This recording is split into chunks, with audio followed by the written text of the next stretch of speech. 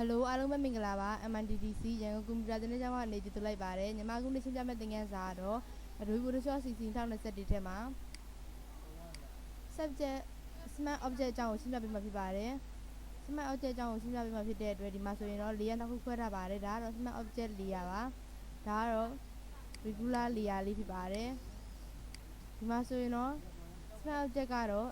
အချုပ်ချက်လေးဓာတ်ပုံတွေကိုအချုပ်ချက်လုပ်တဲ့အခါမှာရက်ကိုသုံးဝင်ပါတယ်သူကတော့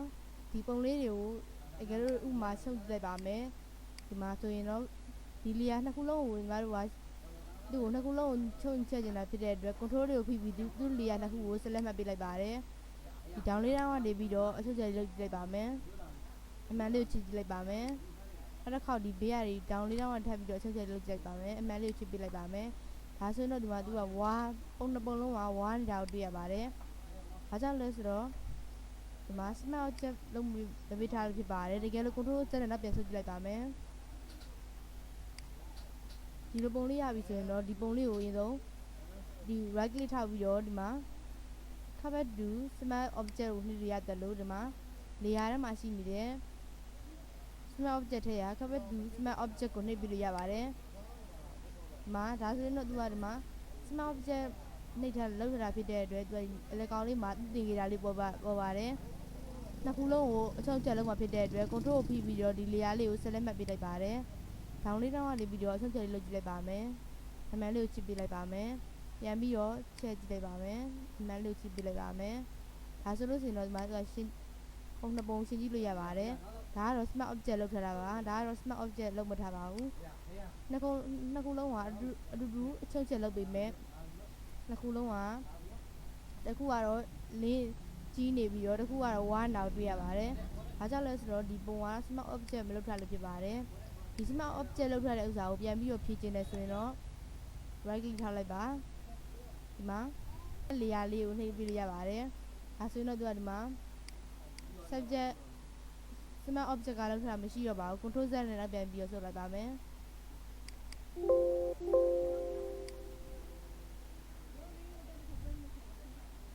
ဒါဆိုရင်တော့ဒီမှာပုံတစ်ပုံလုံးရလာပါပြီဖြစ်ပါတယ်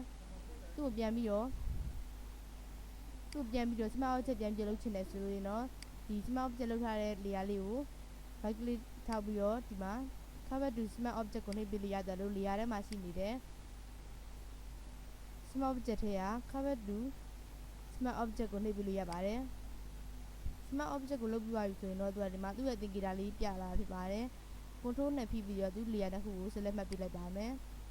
နည်းနည်းတော့ပေးသေးလိုက်ပါမယ်မှန်ချစ်ပေးလိုက်ပါမယ်ပြန်ပြီးချက်ကြည့်ပါမယ်အမှန်လေးကိုချစ်ပေးလို့ရတယ်လို့ keyboard ပေါ်က enter ခောက်ပေးလို့ရပါတယ်ဒါဆိုရင်တော့ဒီမှာ smart object လုပ်ထားတာနဲ့မလုပ်ထားတာနဲ့အရင်ကကွာခြားပါတယ်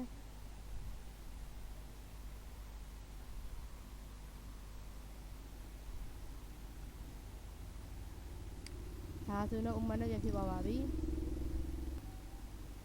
နောက်တစ်ခုရှင်းပြမှာကတော့ edit ထဲမှာရှိနေတဲ့ free transfer အကြောင်းကိုရှင်းပြမှာဖြစ်ပါတယ် free transfer ကိုလုပ်မယ်ဆိုရင်တော့အရင်ဆုံးပုံလေးပုံယူလိုက်ပါမယ်ဒီဘက်ကပုံတော့ဖြစ်လိုက်ပါမယ်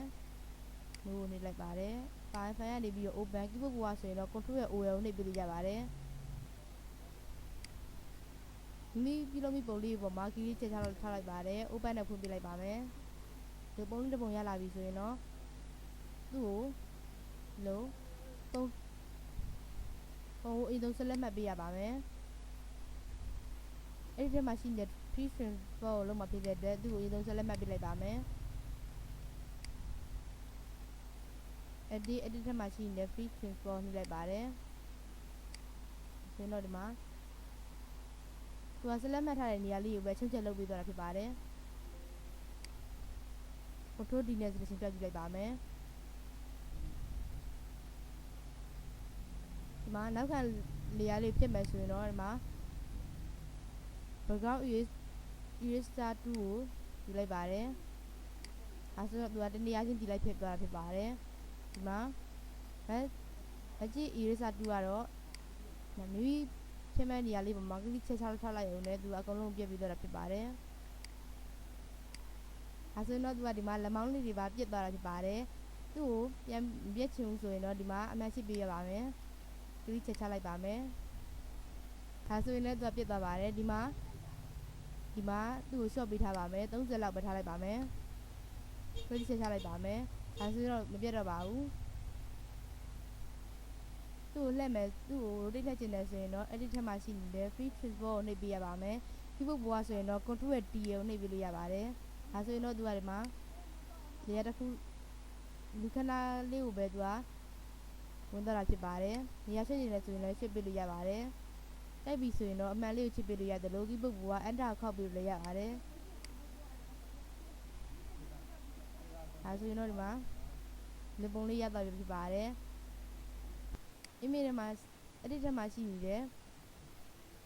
transport ကိုထပ်ပြီးနှိပ်ကြည့်လိုက်ပါမယ်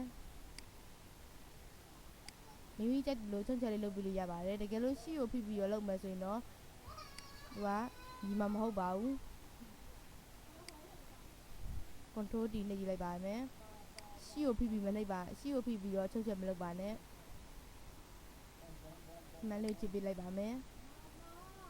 နောက်ထပ်ပုံလုံးမှာဖြစ်တဲ့အတွက်ဒီပုံလေးကို rotate လှည့်ပြတ်မှာဖြစ်တဲ့အတွက် edit ထက်မှာရှိနေတဲ့သူ့ကိုလုပ်ဖို့အတွက်ဆိုရင်တော့သူ့ကို selection ပေးထားပါမယ်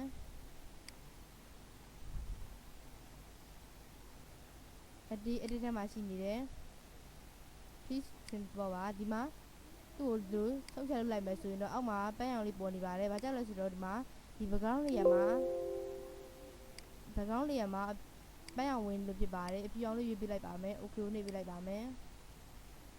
control ရဲ့ T ကိုနှိပ်ပြလိုက်ပါမယ်ဒါဆိုရင်တော့သူကဒီမှာbackground မှာအဖြူအောင်ဖြစ်တဲ့အတွက်နောက်ခံလည်းဖြူအောင်ဖြစ်နေပါတယ်မိမိလိုသလောက်ထားပြလိုက်ပါအမှန်လေးကိုချစ်ပြလိုက်ပါမယ် control ရဲ့ D နဲ့ section ဖြောက်လို့ရပါတယ်ဒီမှာ image ထဲမှာရှိနေတဲ့ rotate နဲ့လည်းသူကတူပါတယ်သူ့ကိုအရင်ဆုံး select မှတ်ပေးထားလိုက်ပါမယ်အဲ့ဒီထဲမှာရှိနေတဲ့ transport ပါ transport ထဲမှာဒီမှာအရင်ဆုံး scale ကိုနှိပ်ပြပါမယ် scale ဆိုရင်တော့သူကမိမိလိုကြိုက်တယ်လို့အချုပ်ချက်လေးလုပ်ပေးလို့ရပါတယ်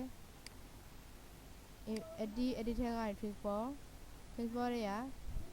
rotate ကိုနှိပ်ပေးလိုက်ပါမယ် rotate ဆိုရင်တော့သူကမိမိလိုနည်းငယ်กว่าမှာတော့ဒီလိုညကောက်လေးပေါ်လာပြီဆိုရင်တော့မိမိကြိုက်တယ်လို့အချုပ်ချက် rotate လေးလှည့်ပေးလို့ရပါတယ်တိုက်ပြီဆိုရင်တော့အမှန်လေးကိုချစ်ပေးလို့ရတယ်လို့ keyboard ပေါ်က enter လေးခောက်ပေးလို့ရပါတယ် edit ထဲမှာရှိနေတဲ့ free transport တွေက score ကိုနှိပ်လို့ရတယ်လို့သူ့ရဲ့ပုံပေါ်မှာ right click ထောက်ပြီးတော့ဒီမှာသူ့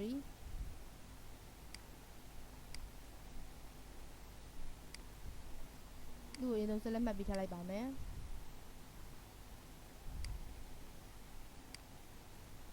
edit ထဲမှာရှိနေတဲ့ transport တွေက distort ကိုနှိပ်ပေးလိုက်ပါမယ်သူကတော့ဒီမှာမိကြိုက်တယ်လို့ဒီမှာအကြီးသေးလေးတွေလုပ်ပေးလို့ရပါတယ်ညကွင်းချုံချဲတာလေးတွေလုပ်ပေးလို့ရပါတယ်ကြိုက်တယ်လို့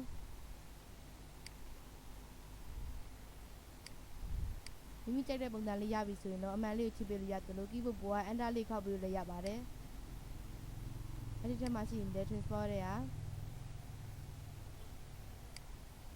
perspective ဆိုရင်တော့သူကဒီမှာအနည်းအဝေးပုံစံလေးတွေကိုဖျက်ပြပေးသွားတာဖြစ်ပါတယ် control လေးကိုဖိပြီးလုပ်မယ်ဆိုရင်တော့သူကဒီမှာ keyboard ပေါ်က control ကိုဖိမယ်ဆိုရင်တော့သူကဒီလိုပုံစံမျိုးလေးတွေလုပ်ရပါတယ်ဒီတိုင်းလေးလုပ်မယ်ဆိုရင်တော့သူကဒီလိုရမှာမဟုတ်ပါဘူးအဲ့ဒီထဲက transport တွေက back ကိုနှိပ်မယ်ဆိုရင်တော့ဒီမှာ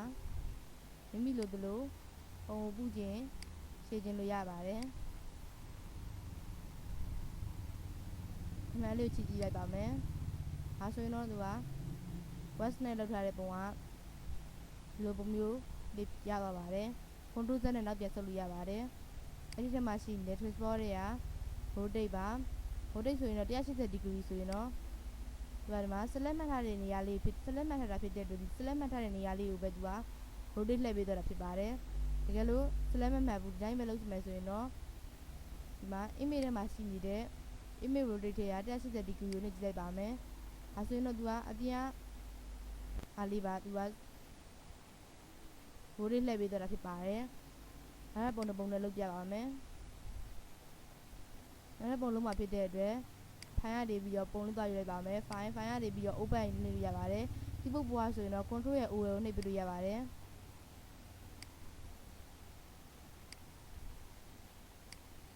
open နဲ့ဖွင့်လိုက်ပါတယ်ဒီပုံလေးမှာဆိုရင်တော့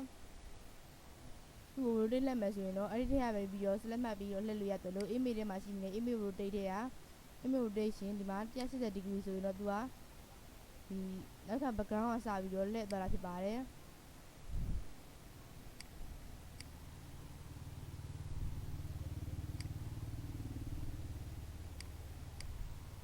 ဒီပုံလှည့်ပြပါမယ် image ထဲမှာရှိတဲ့ image rotation နဲ့က180 degree ဆိုရင်တော့သူကနောက်ထပ် background ကစပြီးတော့အကုန်လုံးလှည့်သွားတာဖြစ်ပါတယ် image ထဲမှာရှိတဲ့ image rotation ဒီမှာ90 degree close ဆိုရင်တော့သူကဒါလက်တံသဘောလှည့်သွားတာဖြစ်ပါတယ်ဒီကလို့ဒီလူပုံလေးပဲလှည့်ကျင်နေဆိုရင်တော့သူ့ကိုကန်ကူလာ market 2နဲ့သူ့ကိုအရင်ဆုံး select မှတ်ပေးလိုက်ပါမယ်အဲ့ဒီထဲမှာရှိနေတဲ့ sorry image ထဲမှာရှိနေတဲ့ image rotation တွေက90 degree လောက်ကြည့်လိုက်ပါမယ်ဒါဆိုရင်တော့သူက select မှတ်ထားလည်းမရပါဘူးဒီမှာအဲ့ဒီထဲမှာရှိနေတဲ့ transport တွေက90 degree rotate 90 degree clockwise ကိုနှိပ်ကြည့်လိုက်ပါမယ်ဒါဆိုရင်တော့သူကဒီမှာ select မှတ်ထားတဲ့နေရာလေးပဲ rotate လှည့်ပေးသွားတာဖြစ်ပါတယ်ဒါကတော့အဲ့ဒီထဲမှာရှိနေတဲ့ free transport ရဲ့အကြောင်းကိုရှင်းပြပေးသွားတာဖြစ်ပါတယ်အားလုံးပဲကျေးဇူးတင်ပါတယ်